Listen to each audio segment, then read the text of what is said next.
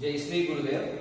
Today we are going to discuss about the poem on children. It is written by Khalil Gibran. Okay. So what are we going to learn from this poem? It is about the children the parents think about. Okay. In our society, always parents expect lot of things from the children. Whether it is right or wrong, what should be the approach, how we have to behave towards the children, how we have to support, and currently what are we doing, all these questions will be answered at the end of analyzing and understanding the poem. Khalil Gibran is a Lebanese American poet who lived between 1883 to 1931. He has written so many poems. His poems across the world are translated to different languages, and his poems are mainly considered as poetic essays. His poems are mainly considered as poetic essays. Okay. So there will be a sort of mix of the quality of a poem and poetry, also the quality of essays. Okay. In that way, it can be described, and this particular poem on children is selected from his work, The Prophet. Okay, so this work is translated to Kannada as well. There are so many interesting facts that the poet discusses in this poem. Okay. So before we go to read the poem, let us understand the questions which are given here as a pre-reading activity. Already I told that what are we going to learn from this poem. Still, some questions are given here. Let us try to briefly understand them. What do your parents expect of you? So this is a question for the students. They are going to learn this poem. What do your parents expect of you? You are in the second PUC, whether you are studying science or commerce stream, but you are in second PUC. This poem is prescribed for second PUC students by the Karnataka PU board. After your second PUC, what are you going to do? And what is the expectation? And also there is another question. What do you expect of your parents? First question is, what do your parents expect of you? Because you are studying either in commerce or science. Most of the parents, if you are studying science stream, they expect of you to become either an engineer in a good college, in a renowned college, or you should get a seat that in any of the medical colleges. It means either they want to make you an engineer or a doctor. How, and sometimes some parents expect you should do agriculture, you should do veterinary science. Okay, you should study that. Why? Because they are going to give stability for the future. You are going to have the good future, good life. And it is not that only if you become an engineer, it is sufficient. You should get a seat in good college. That is also one of the expected things from the parents these days in our current society. So like that, there are so many other things. Some parents may expect you to become an IAS officer, IPS officer, something like that. But what do you expect of your parents? They should pay you very good pocket money. They should get you everything, whatever you wish for, a bike, a good mobile, a computer, okay, an internet connection, so that you should get entertained frequently. And apart from that, for many students, many students expect from their parents they should not ask them to study. This is a common trend, the attitude of the students in the current generation at the present situation. It is not a blame. It is a kind of thing, the attitude of the children we are seeing towards the studies. Let it be. But what should be the right attitude, right approach of every student? Every student are the parents. That is a big question. It is not possible to answer. We cannot get the right answer for all these questions. Okay. And another question is there. Have you ever felt your parents are too possessive, demanding? Why? So each student should ask to himself. Okay. They always expect you to score more than 95%. We have some students, they score more than 99.5%. In that case also, many parents expect why he could not score 0.5% to make it 100%. This is the attitude we have seen. Okay. And in some cases, the parents expect to reach the highest position in the society, educationally, economically, socially. And at the same time, they should bring good name to the parents. The parents expect their children to make the parents known to the society through their performance in the studies.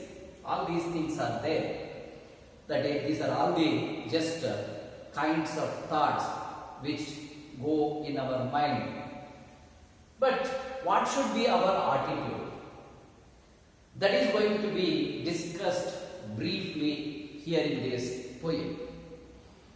Here, there is a prophet. He is going to become an interpreter, an advisor, something like a prophet. And another person is there, maybe that is a parent, either a mother or a father. Let us imagine that it is a mother. Okay. A mother is going to talk to a prophet. The prophet, being an advisor, he is going to tell the mother what should be her attitude towards the children. Let me read the poem for all of you. Later, let us try to understand by analyzing each and every line of it. And a woman who held a babe against her bosom said, "Speak to us of children." And he said, "Your children are not your children. They are the sons and daughters of life's longing for itself. They come to you, but not from you. And though they are with you, yet they belong not to you. You may give them your love, but not your thoughts. For they have their own thoughts. You may house their bodies, but not their souls. For their souls dwell in the house of tomorrow, which you cannot visit, not even in your dreams. You may strive to be like them, but seek not to make them like you. For life goes not backward, nor tarries with yesterday. You are the bows from which your children, as living arrows, are sent forth.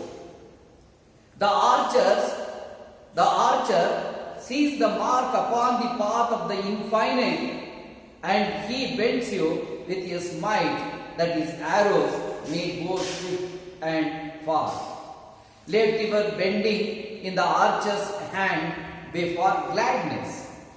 For even as he loves the arrow that flies, so he loves also the bow that is stable. So this is the poem. Okay, it is an example for poetic essay, because this entire poem, it is in the form of prose style. Okay, the sentences are like prose. In the prose, how do you find the sentences? In the same way, we have sentences, the lines in this poem. Let it be. And a woman who held a babe against her bosom said, "Speak to us of children. Speak to us of children." This is the request.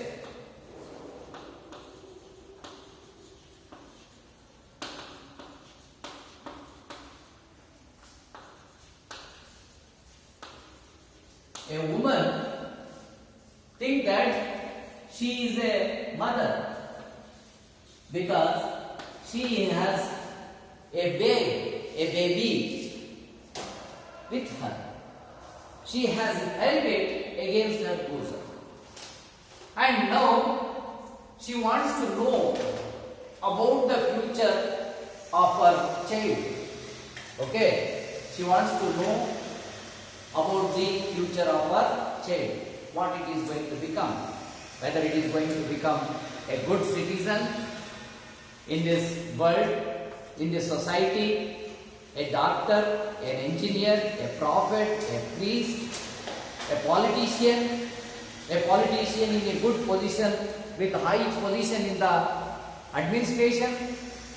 So all these things are natural expectations of a mother to see her babe in the later stage of its life to possess, to own in the life.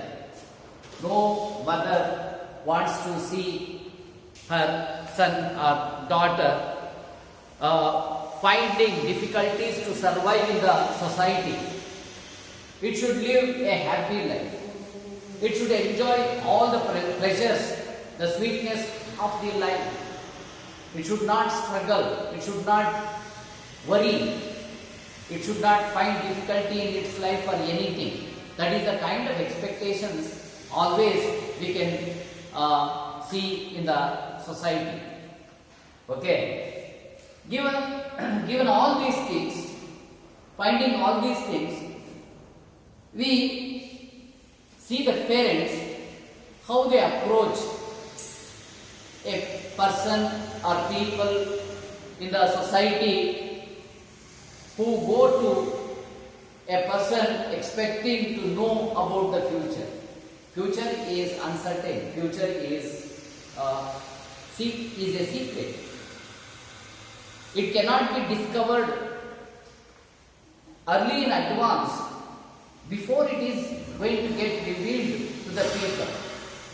If we have to know about the future, today it is not possible. What is going to happen tomorrow, we don't know today itself. Only when we go to the tomorrow, we can know that what is going to happen in the future, next day, tomorrow.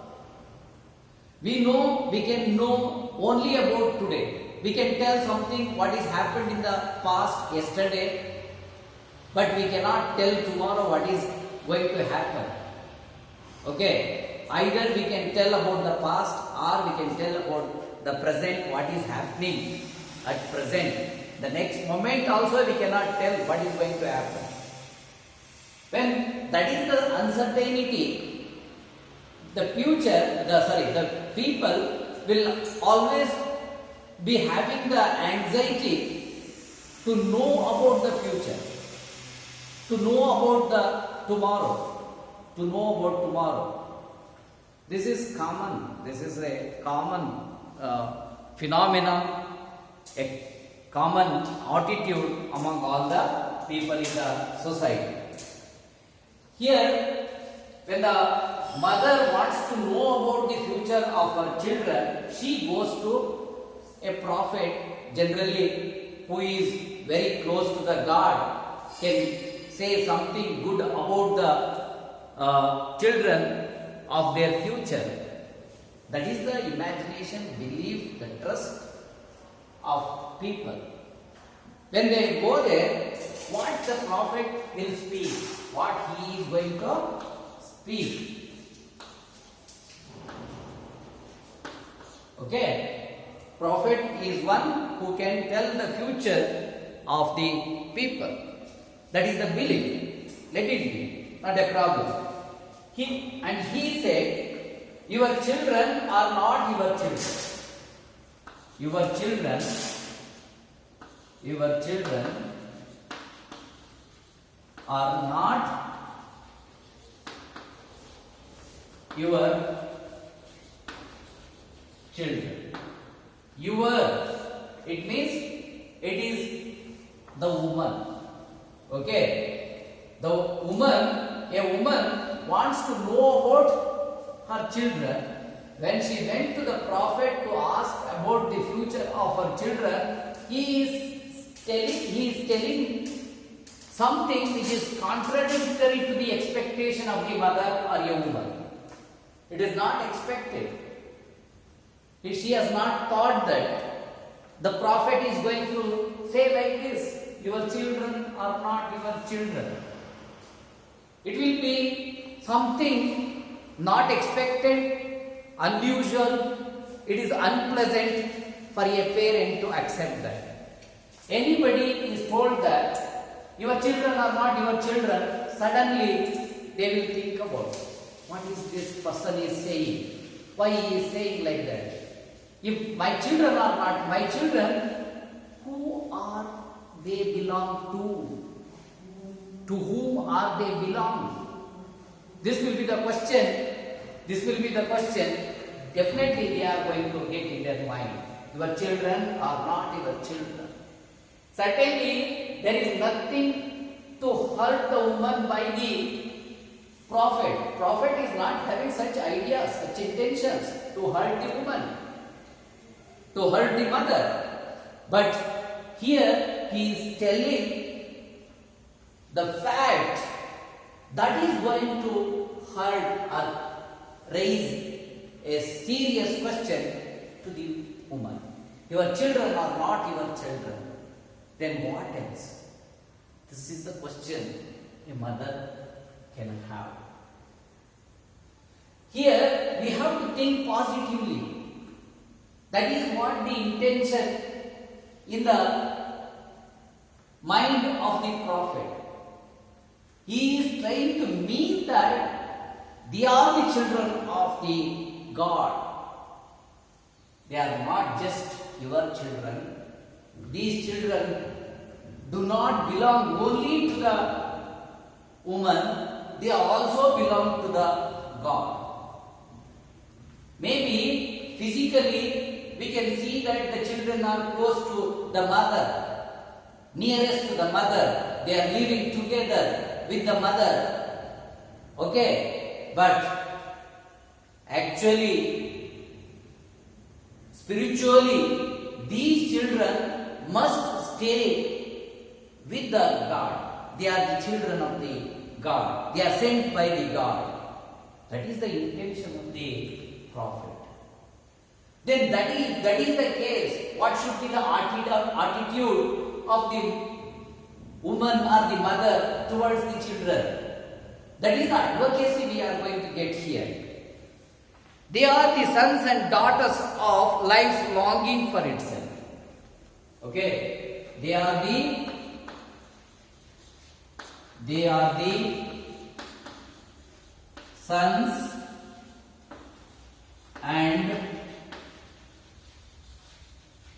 daughters of life longing for itself. Your children are not your children. They means children or the sons and daughters. Children means either they can be sons or the daughters.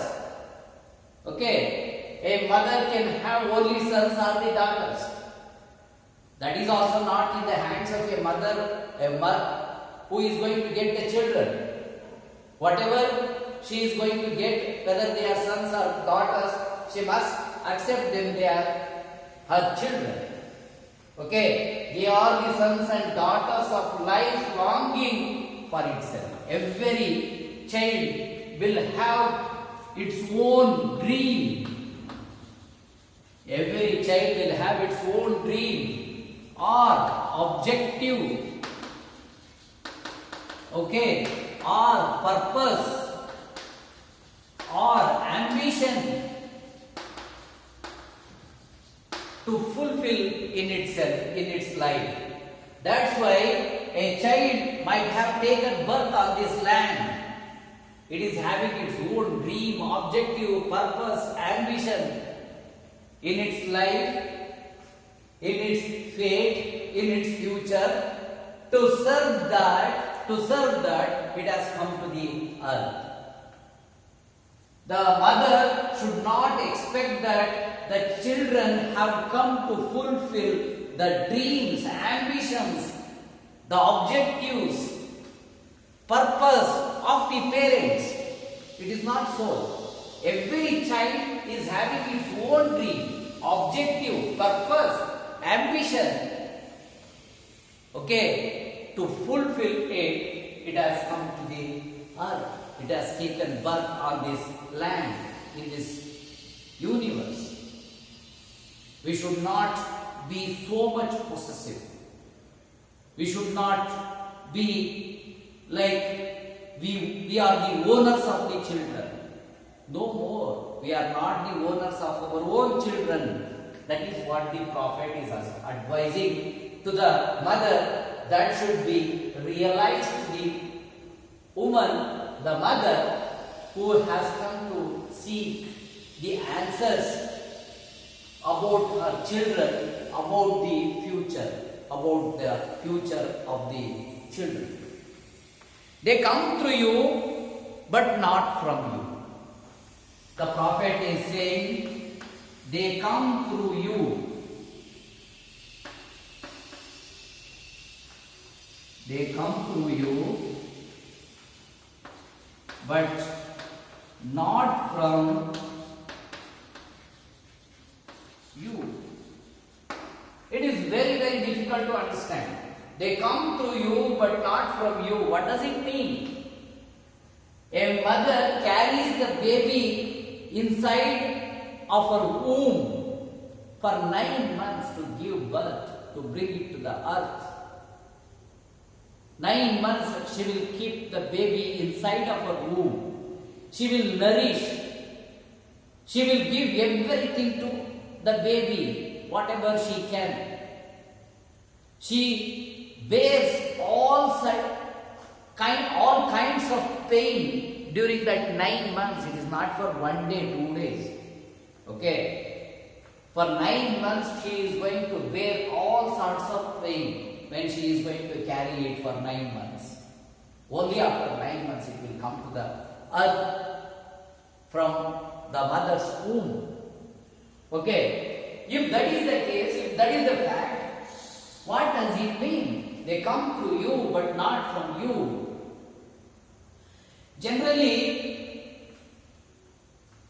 from our sages, saints, as per their realization, what we have understood, our sages have realized something beyond what is not possible for us.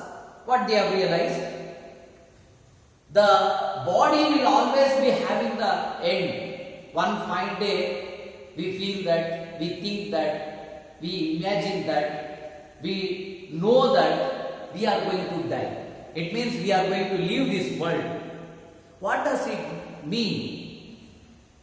According to the prophets, according to the sages, according to the saints, their realization, only the body will have end, but not the soul.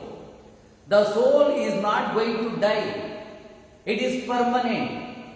It is not at all having the death and life in the universe. Only the body will have life and death. If the body, what is this composition? It is a matter as well as the soul. Both are mixed. There is a soul inside of this body. This body is just matter. It has given a house to the soul. This is what the realization of the sages in their life. That is what they have advised to all of us. This body is going to end. It is going to die. But the soul is not going to die. It is permanent. What happens after the death of this body? What do you mean by death? The soul and the body both are going to get separated from each other. When the body is not fit for the soul to stay there inside, when the body cannot function further to carry the soul for future, for longer duration time, what happens? The soul gets separated from the body and it will move seeking some other body. It will go and enter into some other body and it will take its house in another body. That is what. If you believe in that, they come to you. The soul has come and taken its house inside the body of the baby. From the day one, it started to take its life. Okay, they come to you. The body, whatever is there, that is the body of the child. The body of the child has come from the mother, but the soul is not come from the mother. Because the soul is not given to the baby by the parent. It is given by the God. The God has sent that soul to stay inside of that child's body, and the body only is given by the parent. They come through you, but not from you. Only the body has come from the parents, but not the soul. That is what we have to understand from this. Okay? It is just like the body is a vehicle from the mother.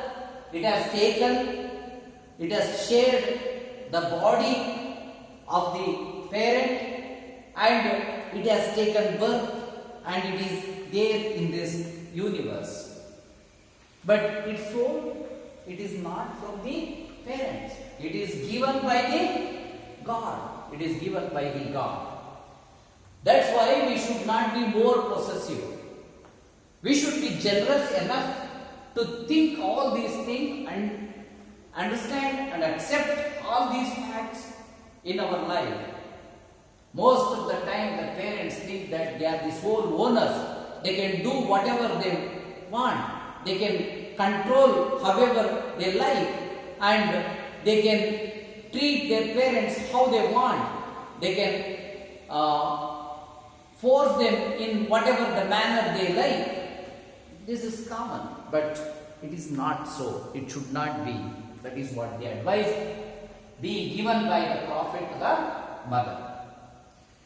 He says, and though they are with you, yet they belong not to you. Of course, the children live with the parents. The children live with the parents as long as it is possible. As long as the parents live with the children for their lifetime until they die, the children also can live with the parents. He says, and though they are with you, yet they belong not to you. Though they are with you, yet belong not to you. Okay, though they are with you, yet they belong not to you. They means children, you means parent. Okay, the parents are advised this way. They are with you. It means the children will be living with the parents, but they belong not to you. It means the parents should not try to control as if they are the owners and they are the parents of the, they are the owners of the parents. Children. They should not think that the parents are not the owners of the children and the children are not the properties of the owners. That is what they have to think. They should understand this properly. That is what the advice being given by a prophet to the mother. You may give them your love, but not your thoughts. It is very interesting. You may give them your love, but not your thoughts. Okay, there is a difference between love and thought. Okay, how do the parents will express their love to the children? In the form of service. They tend the children. They take care of the children. They bother about their food, nutrition, growth, health, education. In all respects, the parents will bother about the children and they care about the children and they show their love to the children in the form of service they are going to render to them. But they are cautioned. They are given one instruction, that is, the parents can give love to the children but not their thoughts. Thoughts in the sense, they cannot tell the children what they should do. Usually we find in the society these days, in the modern world, all the parents expect their children to make them become doctors, engineers, IAS officers, something like that. They should achieve something very big, which is not possible for others.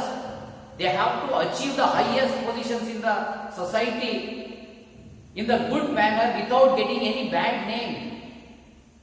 Nobody should talk in the negative way about the children to the parents, about their children. That should be the expectation. That is the expectation of the parents in these days in the modern world. But we should understand that we can serve them.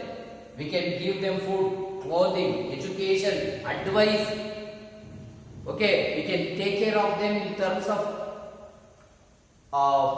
health, education, in all the respects. But we should not force them to do only what the parents expect. The expectations may not be interesting for the children. The children have a different kind of attitude. How many parents will expect their children to become the best artist in various ways? Whatever the society thinks that is the best, that is the parents also expect. They force the children to do, but they should not force like that. Let them free. Let them do what they wish. If they want to serve the people, the mankind or the other, with love and care, with kindness, let them do it.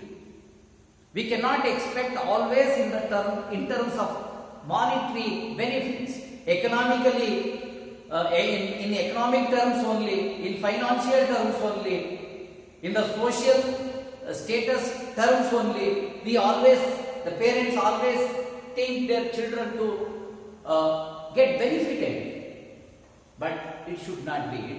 They should not impose their thoughts. Sometimes the parents might have aspired to become something in their life, in their childhood life, that was not supported by their parents or by the circumstances, that they want to get fulfilled, wished by the parents through their children. If a parent wanted to become a doctor, if that was not realized for him, now the same parent is expecting the child to become a doctor, but that is not in the dream, ambition, objective of the child. It is something different from the expectations of the parents. Okay, so that's why the prophet is saying, don't expect your children to become like you. Don't impose your thoughts on them. Just give your love. Okay, just give your love. Let them become what they want. Let them do what they want.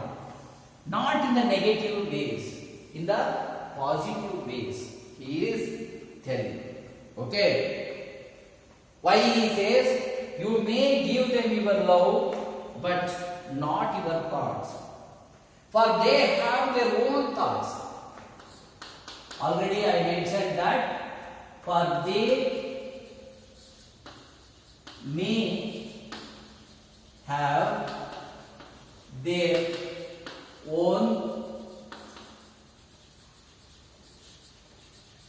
thoughts. For they have their own thoughts. For they have their own thoughts.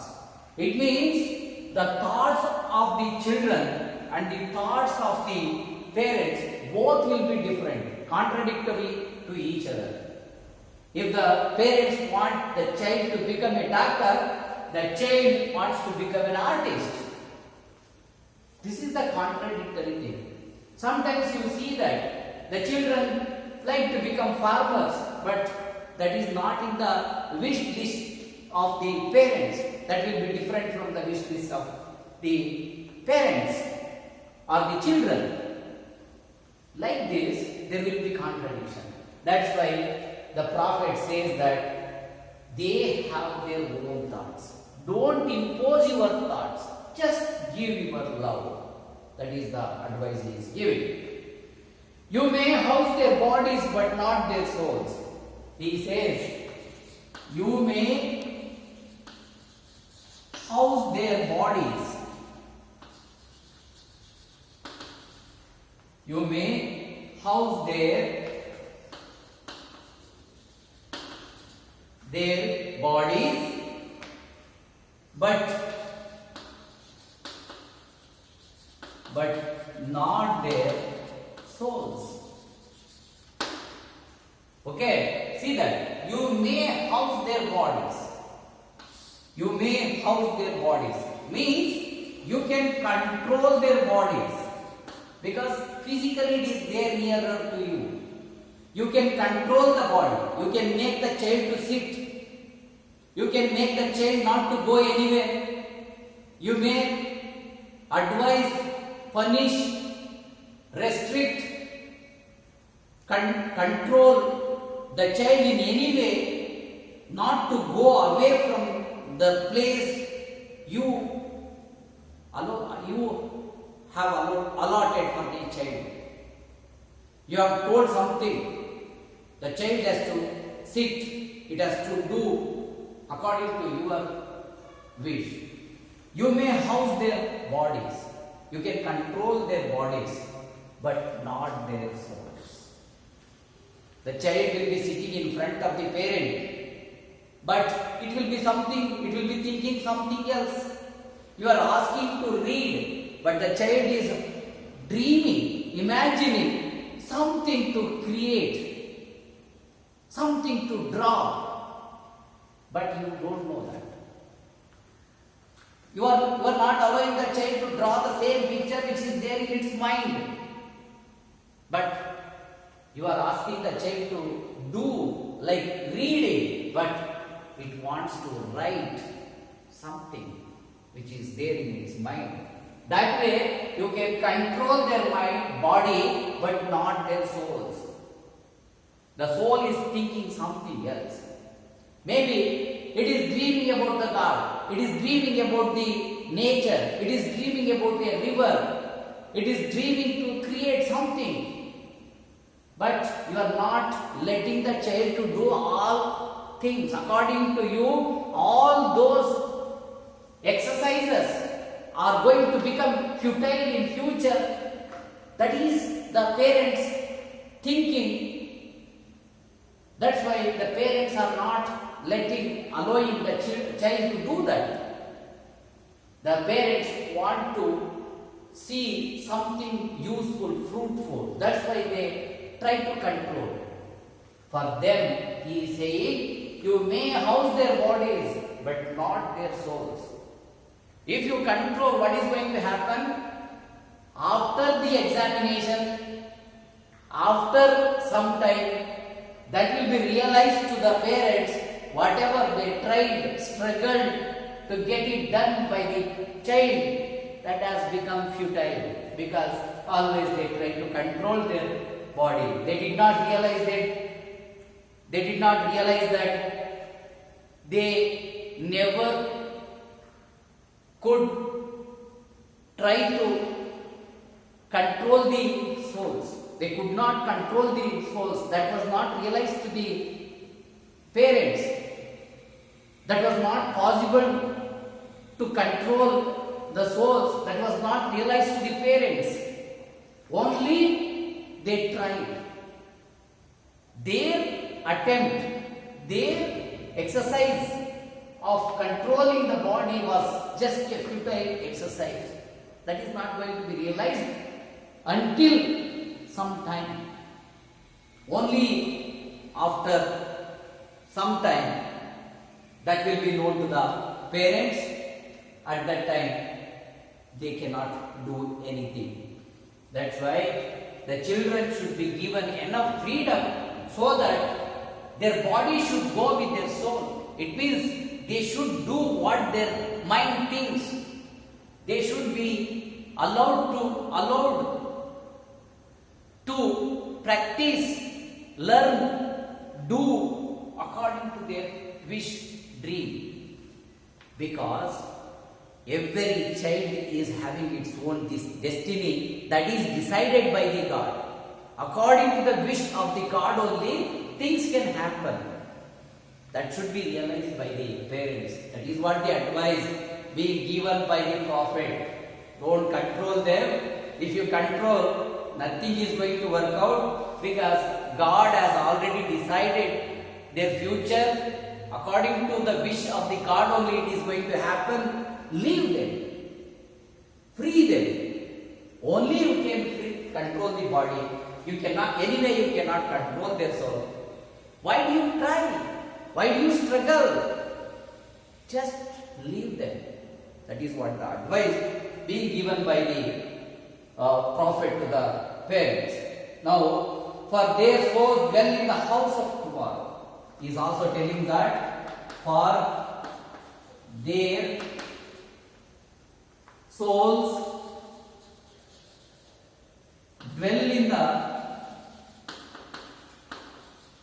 house of tomorrow. Tomorrow, which you cannot visit. You cannot visit. Visit. Not even in, not even in your dreams. See that? It is such a lengthy expression. For their souls dwell in the house of tomorrow. Why the parents cannot control their souls? Only they can control their bodies, because the souls dwell in the house of tomorrow. House of tomorrow means it is nothing but future. It is nothing but future. Dwell is nothing but live, exist. The souls live in the future. That cannot be visited by the parents. You means parents. They cannot go to the house of tomorrow where the souls of the children live. Who knows what the children will be thinking at the moment? Who knows how the parents can understand that? Without understanding the dreams, expectations, the life of the children, the parents can never think of meeting them. It is not that in reality, not even in the dreams. The parents cannot go to the future of the children even in their own dreams. Forget about in reality. Even in dreams also, even in dreams, the parents cannot go to the house where the children's souls live. That is highly impossible. That's why he says, you may strive to be like them, but seek not to make them like you. He is advising, you may strive to be like them. You may strive to be like them, but seek not to make them like you. You should understand this. You may strive. Strive means try. Strive to be like them, but seek them not to make them like you. Strive means try. You, it is nothing but parents. The prophet is saying, you may try to be like them. You can try to become like your children, but you cannot make your children to be like you. Okay? Seek them. Don't expect to make your children to be like you. It is impossible. Your children cannot be like you, but you can be like your children. You can live like your children. You can live with your children, just like how they are going to live and enjoy their life, how they can be happy in their future. In the same way, you can also be happy with them when you are going to allow them to do. Follow them, but don't try to make your child to be like you. You are already old. Your thoughts are old, redundant. The children cannot go backward because you are in the past. But your children are in the future. You can also try to go to future, but you or your children cannot go backward. That's why he says, you may strive to be like your children, but don't expect your children to be like you. That is what the advice he is giving to the parents. For life goes not backward. Why they cannot? For For life goes not backward, nor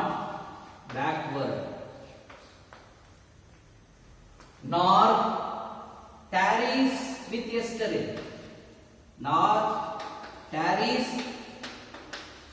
with yesterday. Okay, read that. For life goes not backward. The life will not go backward. It always goes forward. Future is our expectation, not the past. Past is only a reference, what we were, what we had become. We cannot go to be like how we were in the past. Okay, I was a child. Now I cannot go to become a child. I have grown up. You people also will be going towards the future, not towards the yesterday. Okay, that's why he says, for life goes not backward, nor tarries with yesterday. It doesn't stay with yesterday only. We had yesterday. It is gone. It doesn't. We are not going to stay only yesterday or today. Tomorrow will come. We go to tomorrow. Tomorrow will be different. Something useful. We have to go forward. The children will always be going forward, not backward. We cannot expect our children to come backward. We should go along with them, but we should not bring them backward. That is what the advice the Prophet is giving to the parents. Okay. You are the bows from which your children as living arrows are sent forth. He is going to compare the parents to an instrument that is a bow. Okay. The children and the parents both are compared to some objects, some instruments. How they are going to work, that we are going to understand from the lines like this. You are the bows. You are the bows from which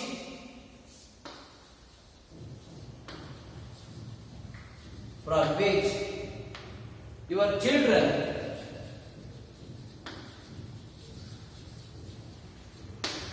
as living arrows are sent forth. You are the bows.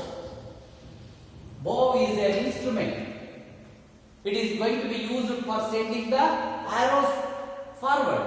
You are the bows from which your children as living arrows. Living arrows. Children are compared to arrows and the parents are compared to bows. Okay. So who is static here? The parents are static. The children, they are not static. They are dynamic. They move forward. They will not stay in one place. They will always be moving forward. Here, the bows will be used as an instrument to send forth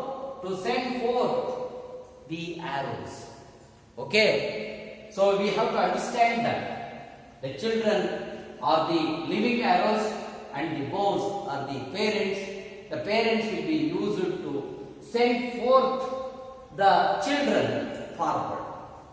Okay. The archer sees the mark upon the path of the infinite. The archer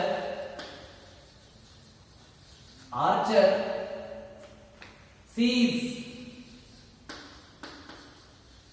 the mark upon the path of the infinite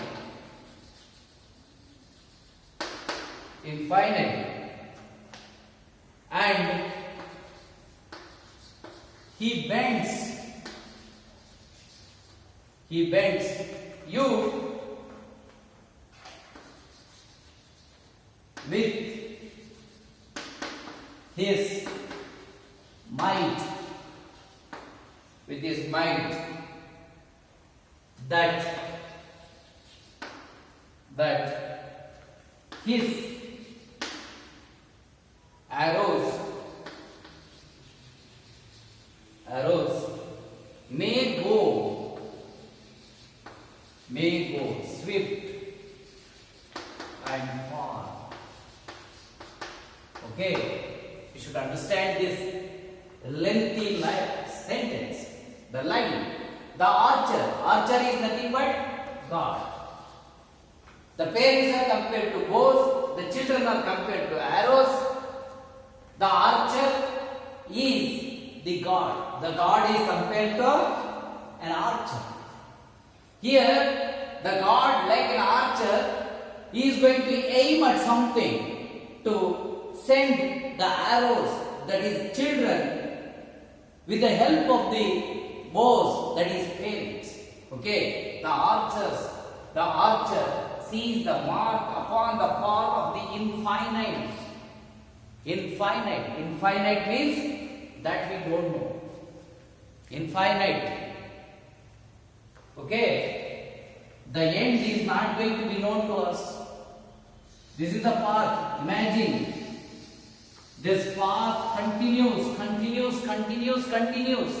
When it is going to end, that we don't know. That's why it is infinite. The path is infinite.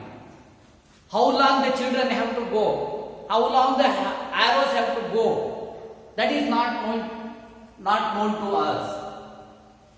That is going to be known only to the God.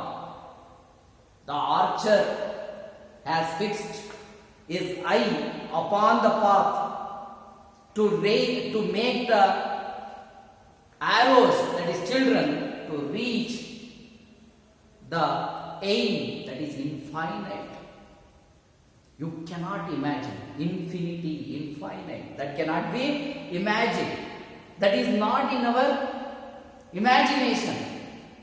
What is the size? What is the length? What is the breadth?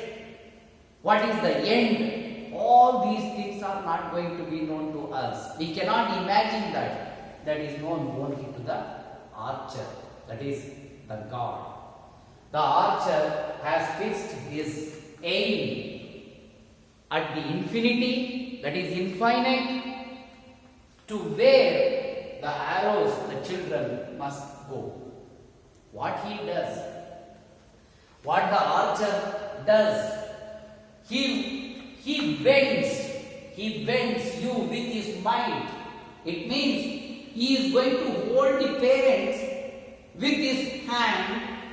He is going to bend the parents in a way how an archer is going to bend the bow with all his might, with all his strength. Might is nothing but strength. It is nothing but strength. How an archer is going to hold the bow firmly and how he is going to pull back the string by fixing the arrow to it. When the archer is pulling back the string, the bow is going to bend like anything. It bends to an extent, to a stage, whether it can break. To that level, he is going to apply all his might. The God is going to make the parents struggle like anything to make their children go and reach the infinite. That aim is known to only the God, not to the bow, that is parents. The God just makes the parents to work to make the children reach their aim. The parents should not decide anything upon the children. Only they have to work. Only they have to support the children, just like how the bow is going to support the arrows to go swift and far. The children have to go swift and far, just like arrows. So that is what the duty of the parents. It is not to decide upon the children's destiny, aim. The children have their own destiny. They have their own aim that is decided by the God. Let them go.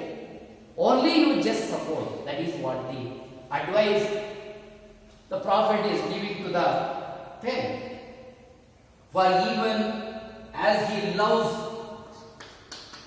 for even as he means the God. He loves the arrow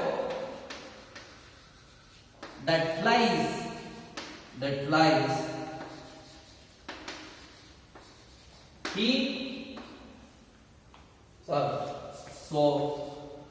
So he loves also the bow that is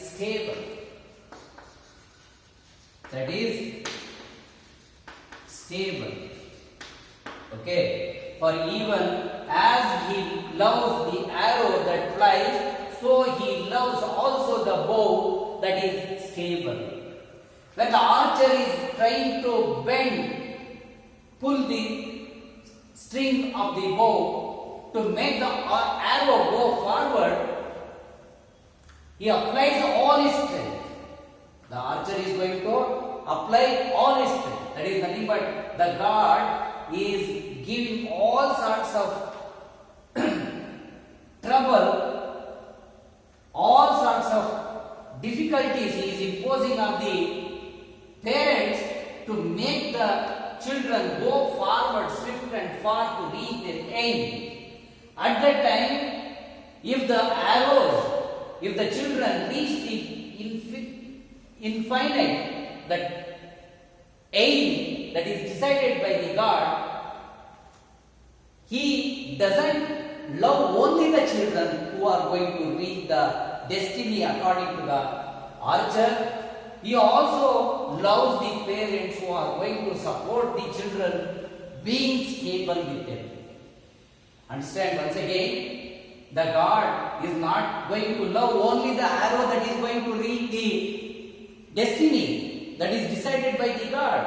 He also loves the parents who are going to be stable in the progress, in the effort, in the work, in the attempt that is going to be made by the children to reach the destiny.